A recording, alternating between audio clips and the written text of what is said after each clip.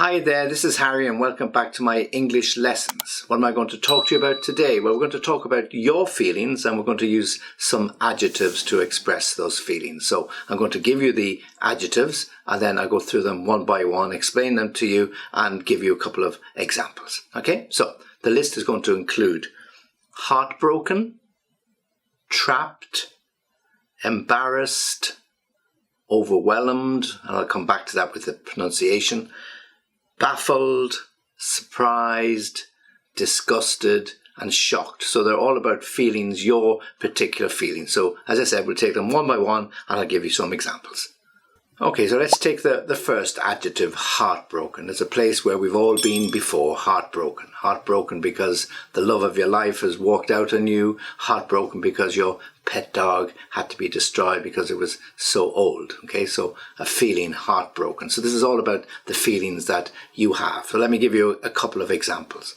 Oh, he's really heartbroken. He loved that dog. He's had the dog since he was 10, but it's very old. We had no choice, so he's heartbroken. Or he didn't get the place in university that he was hoping for, so he's heartbroken. He had his heart set on going to Manchester University. Now he has to accept something second best. But like all young people, he'll get over it. So heartbroken. So you can be heartbroken about a person, as I said, the love of your life, boyfriend, girlfriend, or you can be heartbroken about your pet dog, your cat, or about something that you just didn't achieve, the place in university as I gave you in the example. Okay, so heartbroken. Okay, the next word is trapped, and this has many different meanings and uses. We can be trapped in a relationship. We can be trapped in a part of our life, like a particular job. You can feel trapped in the way your life is going and you want to break out. Okay, so you need to be rescued by somebody. And of course, you can physically be trapped, somebody trapped underground and they actually have to be rescued, so they go potholing or caving or some mad exploit like that, and then somebody raises the alarm and everything breaks loose and eventually they get released. So trapped has many different ways, but when you're feeling trapped, for example, in a relationship, you've been in a relationship for years and years and years, but it doesn't seem to be going anywhere, but you don't know what to do. So you talk to your best friend, you say, I feel trapped in this relationship. I have to get out. It's best for me. So you do something to get away from it. Painful as it may be, but you're trapped and you try to escape. You can be trapped in a job, a dead-end job that you've been doing for years and years, and you finally give it up. And like me, you take up teaching, and you're not trapped any longer. You're free. So, trapped.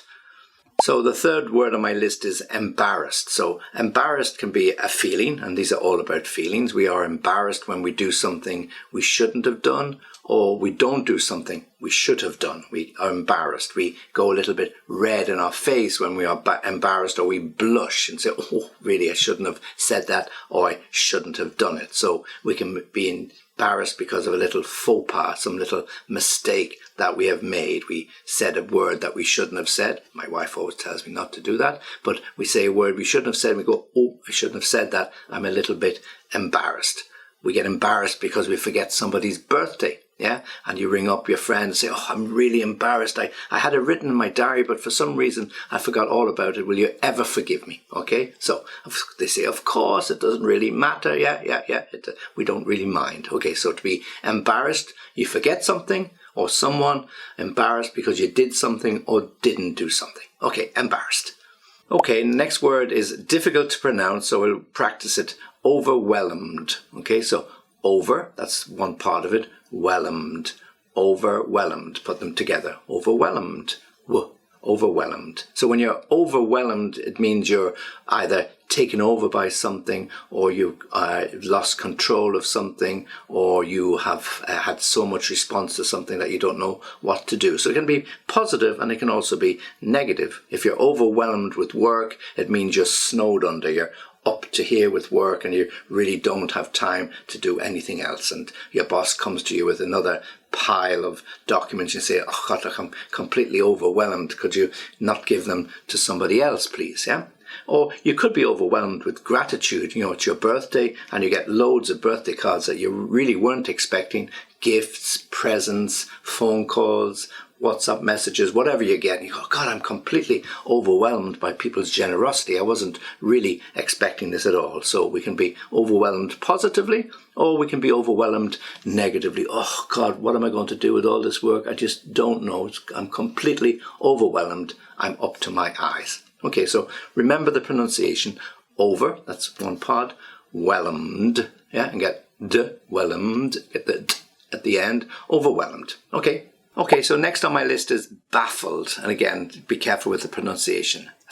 Baffled, yeah, baffled. So when you're baffled, you're confused. You're a little bit surprised, but surprised to the point that you just don't understand something. You know, you can be surprised and, oh, really surprised, but baffled, you're scratching your head a little bit, like puzzled and baffled would be similar words. So you can't work something out and it just has you completely baffled. So you're talking to your wife and say, look, I don't know how to put this together. You know better. You know all about this IKEA furniture. It completely baffles me. I don't know whether to put it here, put it there, but somebody knows how to do it. You look at the instructions and you can work them out. But if, like me, you're not a DIY specialist, then you can be baffled by simple little projects like that. So baffled, B-A-F-F-L-E-D, baffled. Okay, so get the pronunciation, baffled, surprised, but surprised to the point you don't know how to work it out.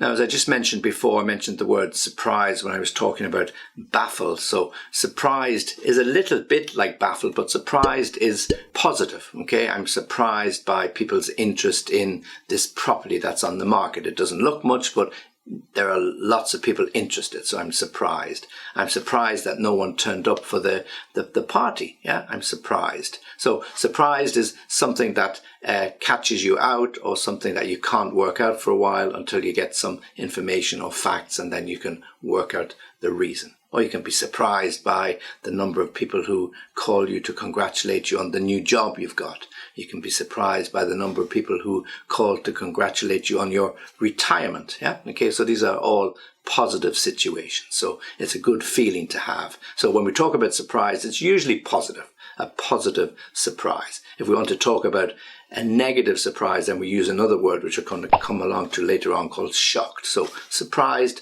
more positive.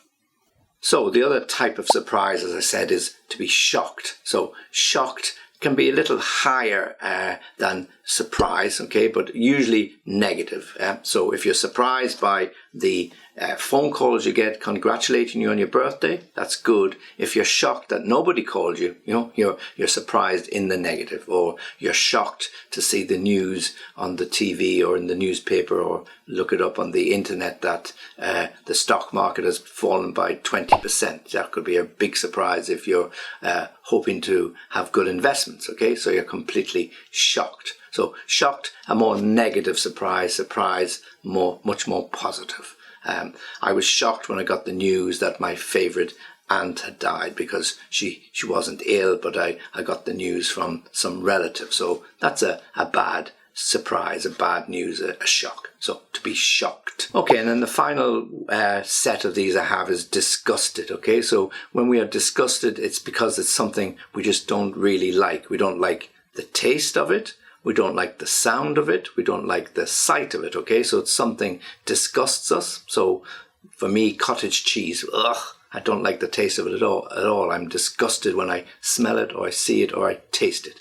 I'm disgusted by the news that some young guys broke into some old person's house and beat them up and took whatever money they had. Yeah, you were disgusted by that news. Disgusted by the sight of graffiti on the walls of a nice building that has just been finished. All of these things can be disgusting. You can feel disgusted. Okay, so when you feel bad about something, you feel disgusted. Oh, I was really disgusted to read that news. I was shocked and it was terrible. Yeah, disgusted.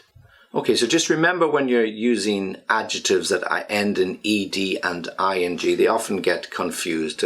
When we're talking about ourselves, and here we're talking about how we feel, and we usually use ed.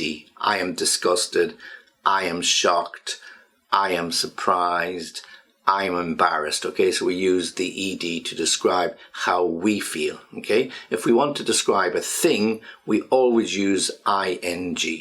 It is disgusting. It is shocking. It is embarrassing.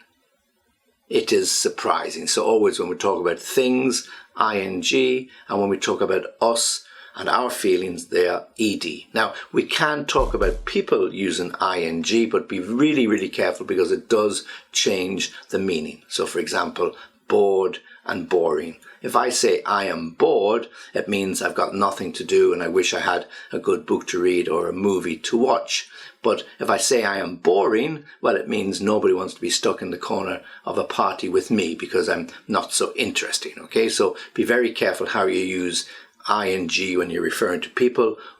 Always use it when you're referring to things, and when you're talking about your own feelings, ed.